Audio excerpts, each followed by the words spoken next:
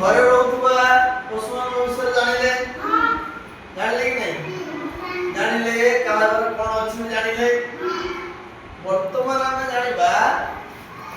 ଜଙ୍ଗଲରେ କୋଉ ପଶୁମାନେ ସବୁ ରୁହନ୍ତି ବୁଝିଲେ କି ନାହିଁ ଜଙ୍ଗଲରେ କିଏ କିଏ ରହେ ମୁଁ ଯାହା ପଚାରିବି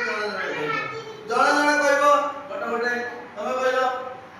ଜଙ୍ଗଲରେ କିଏ ରହେ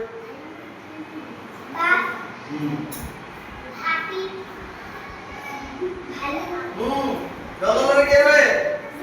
କାଇଁ କଥା ହଉଛ ଜଙ୍ଗଲରେ ଗୋଟେ ପଶୁ ନାମ କୁହ ବାଘ ତମର ତମର ସିଂହ ତମର ତମେ ହାତୀ ତମେ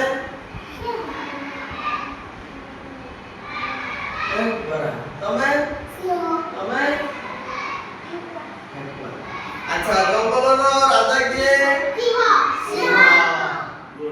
ମୁଁ ବର୍ତ୍ତମାନ ଯେମିତି ଆମେ ଘରେ ଯୋଉ ପଶୁ ପକ୍ଷୀ ରହୁଛନ୍ତି ସେମାନଙ୍କର ସବୁ ଚିତ୍ର ଦେଖିଥିଲେ ବିଭିନ୍ନ ପଶୁମାନଙ୍କର ଚିତ୍ର ଦେଖିଥିଲି ବର୍ତ୍ତମାନ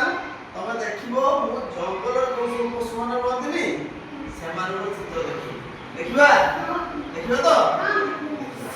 ଆରମ୍ଭ କରିବା ଆଚ୍ଛା ଏଟା ସିଂହ ସିଂହ ହଉଛି ଜଙ୍ଗଲର ରାଜା ତା ଚିତ୍ର ସେଥିପାଇଁ ପ୍ରଥମ ଅଛି ରାଜା ଯିଏ ତାର ଚିତ୍ର ପ୍ରଥମେ ରହିଲା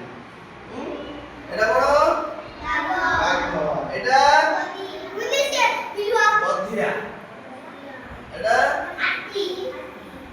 ଆଚ୍ଛା ଏଟା କୋକିଶିଆଳି ଏଟା ଜାଗୁଆର ସେ ବାଘ ଭଳିଆ ଦେଖିବାକୁ ଏଟା ଗଣ୍ଡା ଏଟା ଜଳହସ୍ତୀ ଭାଲୁ ପାଣ୍ଡା ଏଟା ବିଲୁଆ ଏଟା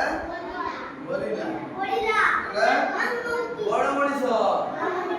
ଏଟା ଏଟା ଏଟା କଙ୍ଗାରୁ ଏଟା ଜେବ୍ରା ଏଟା ହରିଣ ଆଚ୍ଛା এই ଯୋଉ ଚିତ୍ର ଆମେ ଦେଖିଲେ এই ଚିତ୍ରମାନଙ୍କ ଭିତରୁ ଆମେ କୋଉଟା କୋଉଟା ତମେ ଦେଖିଛ କିଏ କିଏ କହିଲ ଏଠି ଆସିବ ତମେ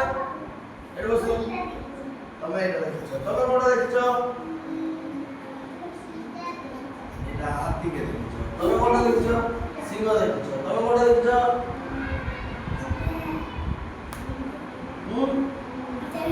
ବାନା ଦେଖିଛ ତମେ କୋଉଟା ଦେଖିଛ ଦେଖିନ ହରିଣ ଦେଖିଛ ତମେ କୋଉଟା ଦେଖିଛ ତମେ କୋଉଟା ଦେଖିଛ ତମେ କୋଉଟା ଦେଖିଛ ମାଙ୍କଡ଼ ତମେ ମାଙ୍କଡ଼ ତମେ